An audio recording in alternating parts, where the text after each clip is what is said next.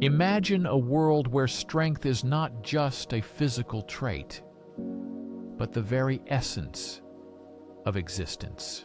A philosopher with daring ideas challenges your beliefs about morality and human nature. What if the values we consider important, kindness, humility, and forgiveness, are merely chains holding us back from true greatness?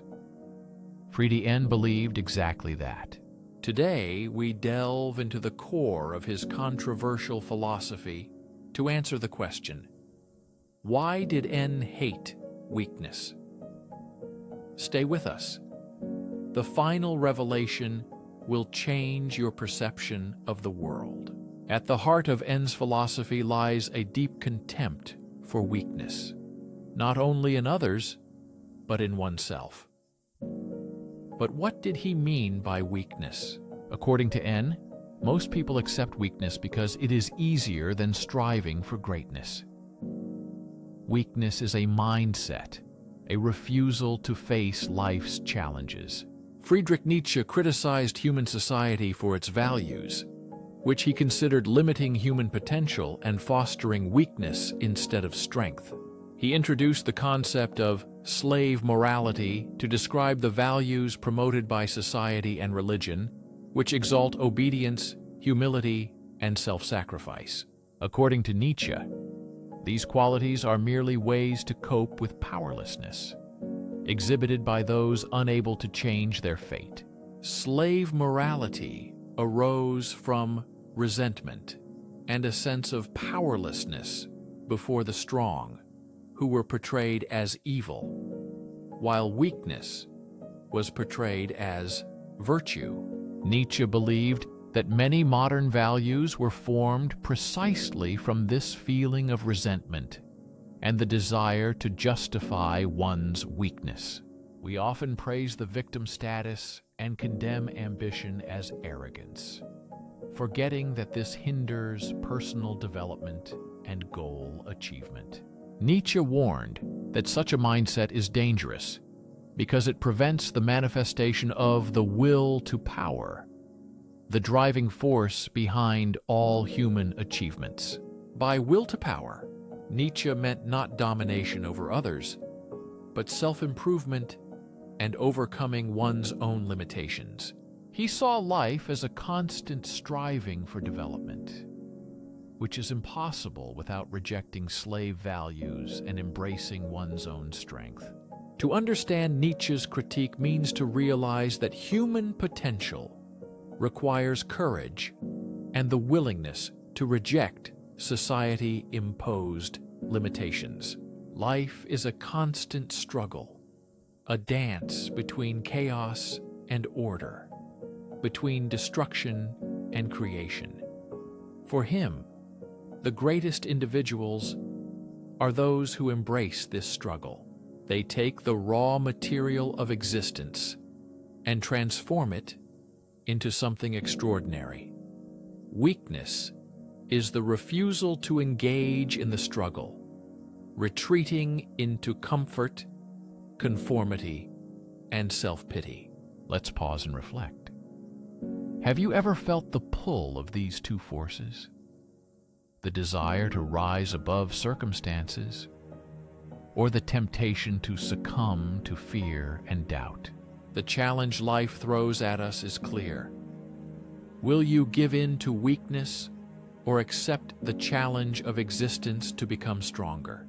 As we delve deeper into Nietzsche's philosophy, we encounter his archetype, the Übermensch, or Superman. The Übermensch is the ideal man who transcends traditional morality and creates his own values. For Nietzsche, the Übermensch is the complete negation of weakness. Such a person does not seek external authorities, but embraces their individuality and the chaos of existence. But why is this ideal so rare? Nature, and then society, actively suppress its manifestation. Control systems, whether religion, politics, or culture, constantly influence us. Society encourages conformity and mediocrity, forcing adherence to established rules and expectations. We are used to placing safety above risk and stability above development. These attitudes are subtly ingrained, shaping our habits and thinking from childhood. Nature calls for a rebellion against these forces. It urges us to embrace the discomfort of existence, to boldly face the uncertainty of life, and to create meaning where there is none. This path is not for the faint of heart. Liberation from social norms and battling one's own weaknesses require immense courage and determination. But it is the only path to true freedom and fulfillment.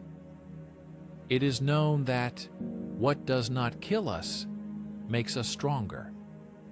This is a call to growth, not to passive suffering. Every challenge is an opportunity for growth.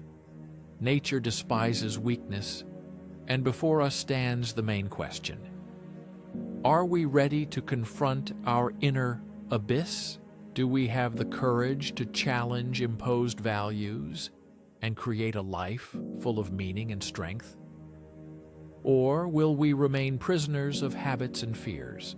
The answer to this question will determine what our future will be: strong and meaningful, or limited and faceless, like a crowd. Many before us have succumbed to the comfort of mediocrity. Stay with us, as in the next part we will explore the profound implications of Nietzsche's philosophy. We will examine how his ideas resonate in the modern world and reveal steps to unlock inner strength and achieve the ultimate revelation. This revelation is so powerful and transformative that it can change your way of life forever. Let's dive deeper into Nietzsche's critique of weakness. Let's explore how his ideas align with the complexities of our modern world. Nietzsche's philosophy is not just a critique of social values. It is a plan for personal transformation, a call to reject the surrounding mediocrity and awaken the dormant potential within oneself. To fully understand Nietzsche's contempt for weakness, one must explore its roots. He believed that weakness is not natural but culturally conditioned. In Nietzsche's view, society rewards conformity and punishes individuality. Consider the systems that govern our lives. Schools that value obedience over creativity, workplaces that prioritize conformity over innovation, and religions that exalt submission over self-expression. These systems, according to Nietzsche, support a culture of weakness by discouraging people from doubting authority and challenging it. Consider how this manifests in your life. Have you ever felt pressure to suppress your true self in order to conform to those around you? Have there been moments when you were made to feel guilty for wanting more success, freedom, and meaning in life? Nietzsche's philosophy radically rejects these pressures. He calls on us to reclaim our power, to question imposed rules, and to create our own path. At the core of Nietzsche's critique lies his concept of the herd mentality. The herd, in his view, is the masses blindly following social norms without question. The herd mentality feeds on fear. Fear of standing out, fear of failure, fear of taking responsibility for one's own life. This mindset seeks comfort in conformity and avoids the discomfort of individuality. But for Nietzsche, individuality is the highest expression of human existence.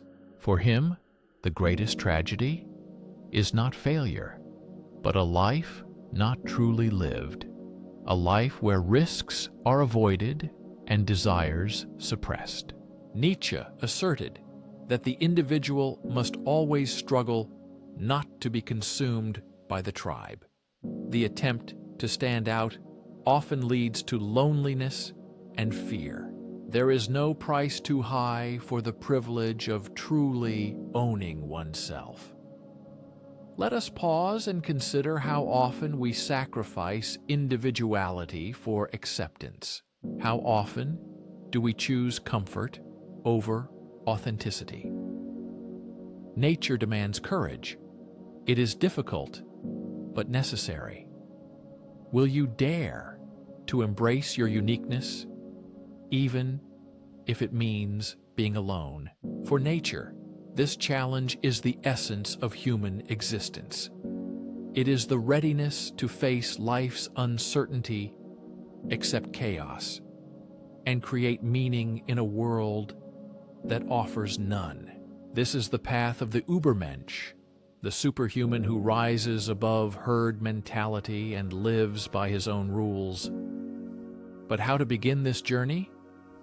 The answer lies in the concept of amor fati, love of fate. It is not passive acceptance of circumstances, but active embracing of everything life offers, joys and sorrows, victories and trials.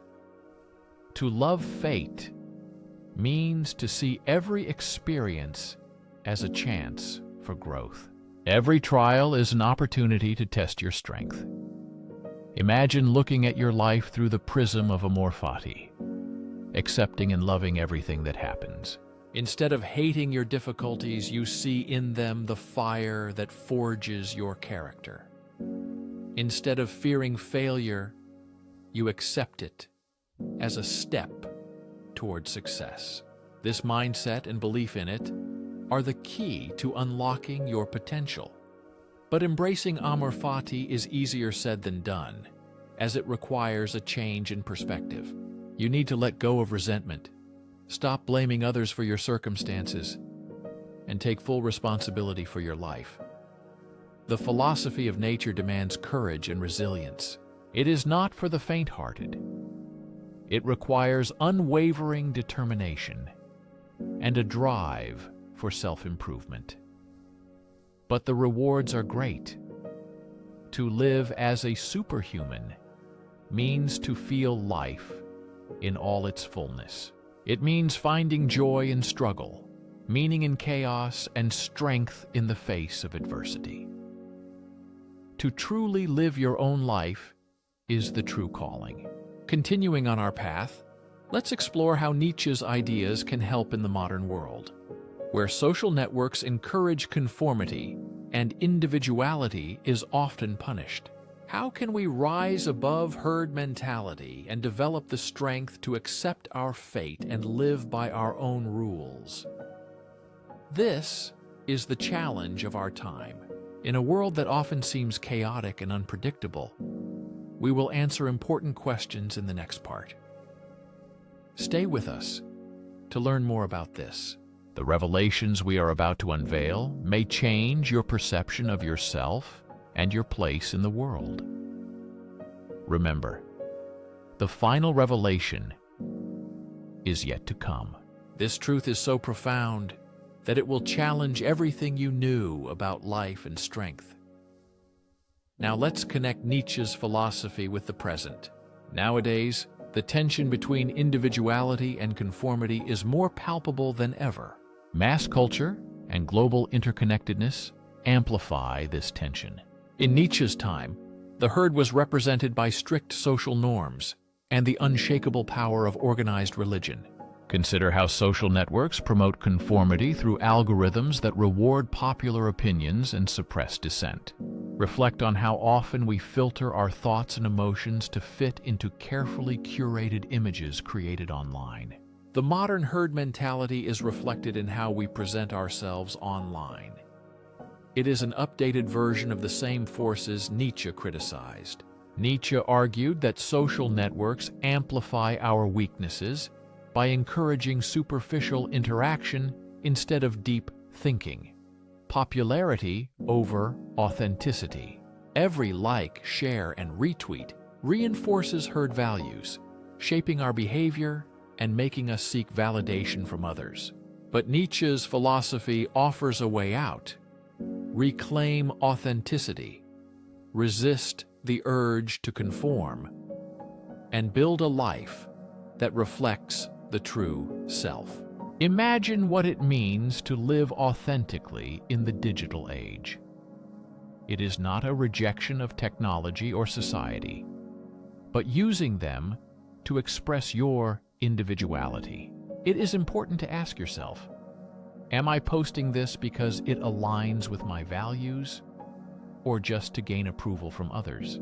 Do I live for myself, or conform to a template created by others? Nietzsche's concept of the Übermensch helps answer these questions. The Übermensch is neither an outcast nor a hermit, but a creator who uses their unique perspective allows them to shape the world rather than be shaped by it. Practically, this means developing self-awareness and prioritizing values over societal expectations. But how do you cultivate such a mindset when the world constantly pulls in the opposite direction? Nietzsche's philosophy offers 3 key practices for this. The first practice is embracing solitude. Nietzsche believed that true self-knowledge requires moments of isolation for reflection without external influence. According to him, a great person is one who maintains the independence of solitude with perfect sweetness, even amidst a crowd. Solitude is not loneliness, but a space for self-exploration. The second practice is developing resilience. Nietzsche's famous phrase, "What does not kill me makes me stronger," expresses faith in the power of overcoming difficulties. Obstacles are not barriers to avoid, but opportunities to test and strengthen character. At the next failure, ask yourself, what can I learn? The third practice is taking responsibility for your life. Nietzsche rejected the idea of blaming external forces for circumstances.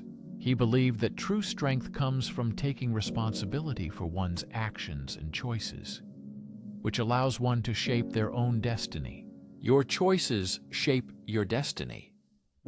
This does not mean ignoring systemic oppression or societal barriers, but refusing to let them define you. It's about finding ways to rise above, adapt, and thrive no matter what. Now let's turn to the emotional dimension of Nietzsche's philosophy. At the core of his critique of weakness is not condemnation, but a call to action. He understood that the struggle with weakness is a deeply human experience, full of fear and doubt. He also believed that this very struggle gives life meaning. Have you ever experienced deep doubts when questioning your abilities and worth? Nietzsche's philosophy addresses exactly these moments. He reminds us that doubt is not a sign of defeat, but a catalyst for personal growth and development. It is precisely in these moments of uncertainty that the opportunity arises to confront weaknesses, challenge limitations, and become stronger. Think about your own difficulties. Perhaps you feel trapped in a job that stifles your creativity, in relationships that limit your growth, or in thinking that holds you back. The question for you is this: are you ready to face these challenges boldly? Are you willing to embrace the discomfort of change for a life that reflects your true potential? As we approach the final part of our journey, we will uncover the deepest understanding of the philosophy of nature, capable of transforming your view of yourself and the world around you. This is the highest trial that Nietzsche sets before humanity: the courage to look into the abyss, to accept the chaos of existence, and to create meaning in a world without it. Stay with us, for the conclusion is not just an end, but a beginning, a call to awaken inner strength and live with purpose, authenticity, and power. Now we approach the climax of Nietzsche's philosophy, a truth so deep and complex that it demands confronting the very essence of existence. At the heart of Nietzsche's critique of weakness lies an invitation to overcome it. This is the supreme task, to gaze into the abyss of life's uncertainty, its lack of meaning and chaos. Life is not a puzzle to be solved, but a canvas to be painted, a dance to be performed. The weak see life as burdened by obstacles and suffering, but the strong, the Übermensch, see life as an opportunity. They embrace chaos, unpredictability, and challenges as raw materials for greatness. How do we become this version of ourselves? Nature's answer is inspiring and daunting. We must become creators of our lives and destinies. Creation does not necessarily mean artists or inventors, though it could. It means taking responsibility for shaping our lives and values. In Nietzsche's philosophy, creation is the highest act of strength. It requires confronting life's void and filling it with our own meaning. Here enters the concept of eternal recurrence, a thought experiment Nietzsche proposed to challenge how we live our lives.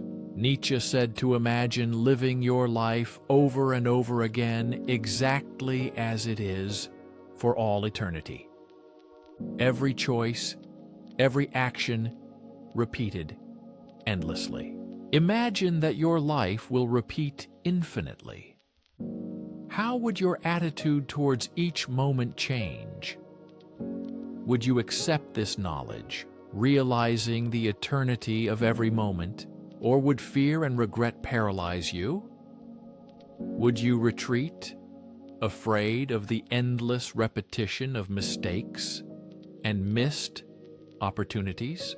Nietzsche proposed this idea not as a literal belief, but as a mental exercise. It inspires living consciously, bravely, and sincerely. The teaching of eternal recurrence forces us to ask an important question. If life repeats, will you be proud of your fate?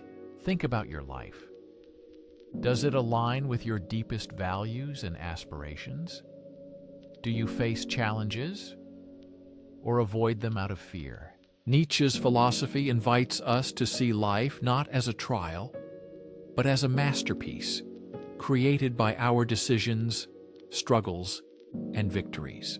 And what about the abyss?